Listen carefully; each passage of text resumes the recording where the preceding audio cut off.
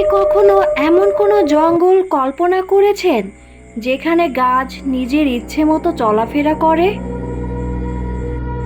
যেখানে গভীর রাতে শোনা যায় পাতার ভেতর কারা যেন ফিসফিস করে কথা বলছে, আর আশ্চর্যজনকভাবে সকালে একজন নিখোঁজ হয়ে যায়?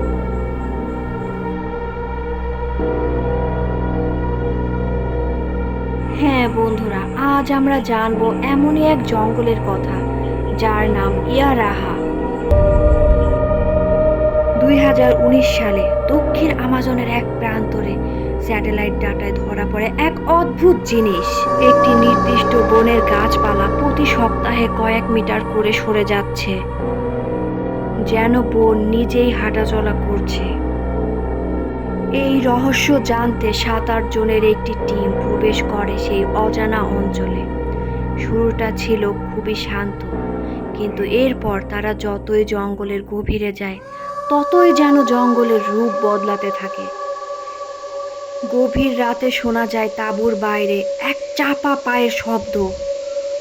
হঠাৎ তাদের একজন নিখোঁজ, এবং তার রক্তমাখা ছাপ গিয়ে থেমে যায় এক গাছের গোড়ায়।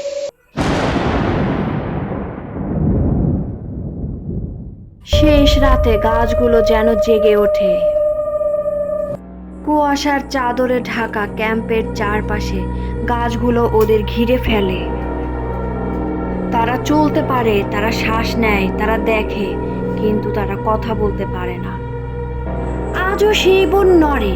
স্যাটেলাইটে দেখা যায় তাদের গতিবিধি, কিন্তু কেউ আর সাহস করে সেখানে পা রাখে না। আপনি কি যাবেন সেই বনে? আপনি কি পারবেন গাছের চোখের সামনে দাঁড়িয়ে কথা বলতে? কমেন্ট করে আমাদের জানান।